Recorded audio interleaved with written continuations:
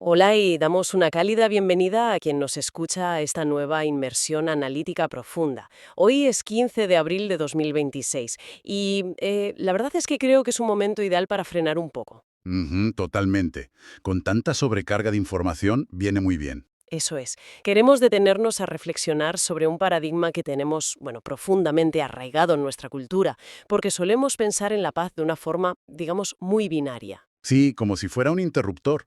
O hay disparos o no hay disparos. Exacto. Se firma un tratado en un despacho, las tropas vuelven a sus fronteras y pues, automáticamente archivamos el asunto creyendo que el conflicto ha terminado.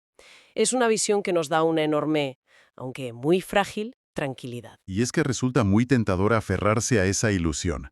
A ver, asumimos que la ausencia de violencia física explícita, ya sea en las calles o en las fronteras, significa que, de alguna manera, hemos logrado domesticar nuestra naturaleza destructiva. ¿Ya? El problema surge cuando ponemos sobre la mesa los artículos que vamos a analizar hoy, porque, madre mía, de repente esa apacible tranquilidad salta por los aires por completo. Desde luego que sí. Tenemos un conjunto de textos fascinantes que cruzan la sociología urbana, la filosofía hedonista clásica y, fíjate, la neurobiología moderna. Y la misión de esta inmersión es explorar una tesis radical. Estos textos sugieren que llevamos siglos equivocándonos de diagnóstico. Plantean que lo que llamamos paz, ya sea canalizada a través del deporte, la competición económica o artística, es en realidad solo la misma guerra de siempre disfrazada. Así es. Sostienen que nuestras formas de buscar la paz están condenadas al fracaso estructural. Ujú. Y que la verdadera paz requeriría el fin de la competición.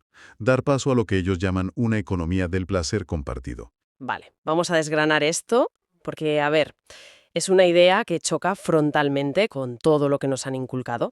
Desde la escuela nos inyectan en vena el valor del sano espíritu competitivo, ¿verdad? Totalmente. Y para entender esta crítica, las fuentes proponen empezar desmontando un concepto clave, lo que denominan el espejismo del parche. Pensando en cómo ilustrar esto del parche, se me viene a la cabeza la imagen de una casa con una gotera monumental en el techo. Poner a la gente a competir en lugar de pelear físicamente sería como, bueno, como poner un cubo debajo de esa gotera. Una analogía muy precisa, ¿sí? Evitas que el suelo se moje por un rato, claro, y parece que has arreglado algo, pero la tubería, la tubería sigue reventada ahí arriba. Claro. Ilustra perfectamente el mecanismo de lo que llaman la sublimación temporal. Y los documentos aterrizan esta idea con un caso histórico que es, bueno, fascinante. Nos llevan al nacimiento del breaking, el breakdance, en el South Bronx de Nueva York en los años 70. Ah, sí, cuando la zona era un absoluto polvorín de violencia entre bandas, ¿no? Exacto. La cultura hip hop introdujo una vía de escape. En lugar de acuchillarse por el control del territorio, las bandas empezaron a competir en las aceras, querían demostrar quién era el mejor b-boy, o qué grupo tenía los movimientos más complejos. Y es increíble porque las estadísticas muestran que los homicidios y las agresiones bajaron drásticamente durante un tiempo. O sea, el cubo debajo de la gotera funcionó. ¿Funcionó? Sí, pero a corto plazo. Lo fascinante aquí es que la estructura socioeconómica del barrio no había cambiado en absoluto. Había pobreza extrema, falta de oportunidades, aislamiento institucional. Esa era la tubería rota de tu ejemplo. Ya, las condiciones de carencia seguían ahí intactas. Y cuando la economía del crack irrumpió en los años 80 con toda su violencia, ofreciendo un estímulo económico muchísimo más poderoso que el prestigio de ganar bailando, la estructura colapsó. La violencia regresó con más brutalidad, porque el parche cultural no pudo sostenerse frente a la realidad material. ¡Qué fuerte! Y lo que resulta abrumador de los textos es cómo cogen este microejemplo del Bronx y, atención, lo escalan a la geopolítica. Apuntan directamente a instituciones intocables como los Juegos Olímpicos. Es que el ideal olímpico propuso exactamente eso, sustituir la guerra física por el estadio, que las naciones diriman su supremacía contando medallas en lugar de bajas militares. Pero ahí nos topamos con una paradoja tremenda. El siglo XX, que fue la cuna del olimpismo, fue a la vez el periodo más sangriento de la historia. Guerras mundiales, la Guerra Fría, la competición deportiva no mitigó la sed de conflicto. Nada en absoluto. Y aquí hay un detalle clave en las fuentes. Mencionan una cita de George Orwell que define el deporte serio como la guerra sin los disparos. Qué buena definición. Resume todo el problema estructural. Claro, es que unas Olimpiadas trasladan toda la estructura mental de la guerra. Hay banderas, hay representación nacional, jerarquías, Y de forma muy sutil pero real, la humillación simbólica del rival. Ya. O sea, cambian las armas por zapatillas de atletismo, pero la mentalidad es la misma. El estadio no es la trinchera, pero la necesidad intrínseca de dominar al otro sigue intacta. A ver, espera, tengo que frenar un momento y hacer un poco de abogado del diablo. Porque todo esto suena muy poético, pero ¿acaso la competición no saca lo mejor del ser humano? Es la duda lógica, ¿sí? Siempre hemos creído que el deseo de ganar fomenta la excelencia. La carrera espacial, la medicina.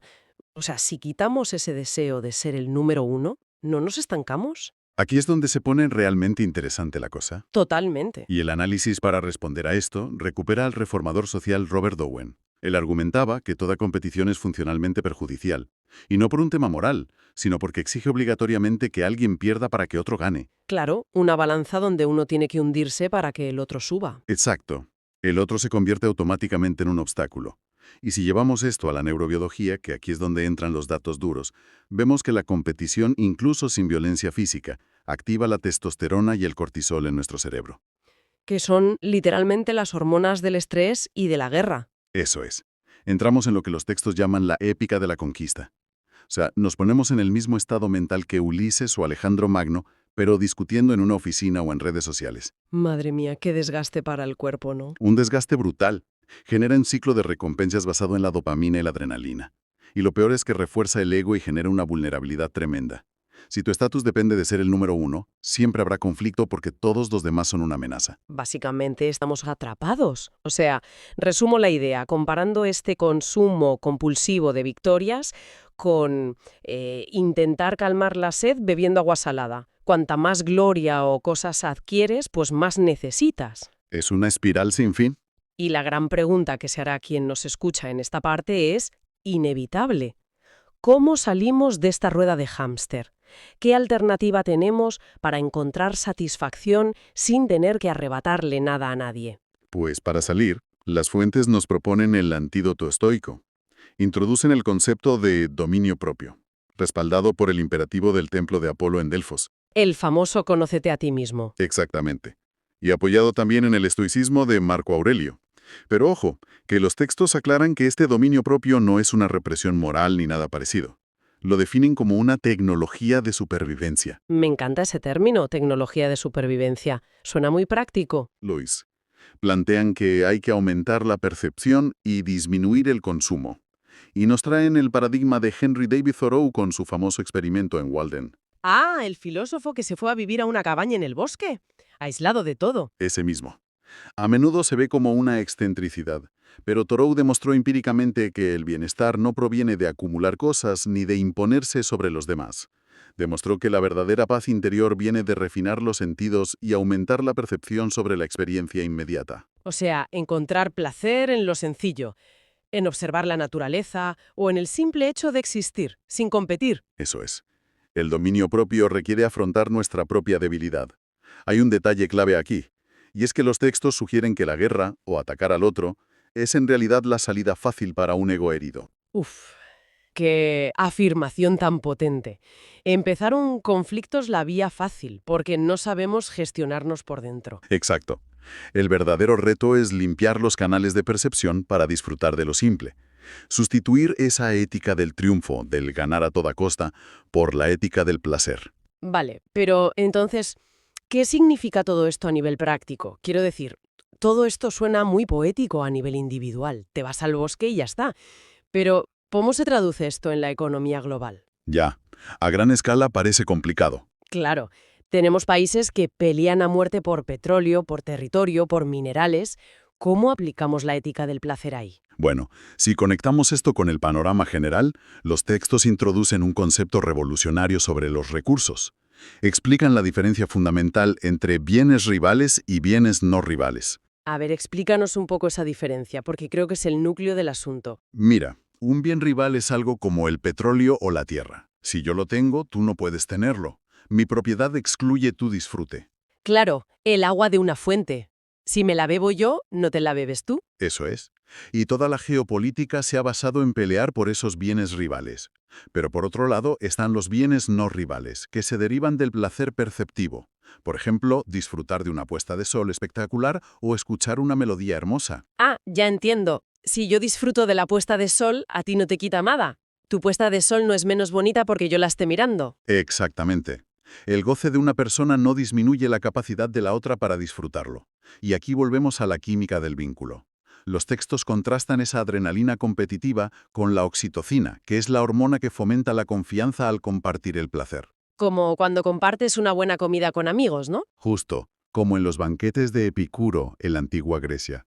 Compartir un bien no rival multiplica el placer y genera confianza, en lugar de conflicto. Es un cambio de mentalidad brutal. Y fíjate que aquí los artículos introducen un punto de vista que a mí me dejó completamente fascinada. La perspectiva de la inteligencia artificial. Es que es un enfoque interesantísimo. Analizan la guerra desde una lógica puramente de IA, una IA que busca optimizar la vida y los recursos.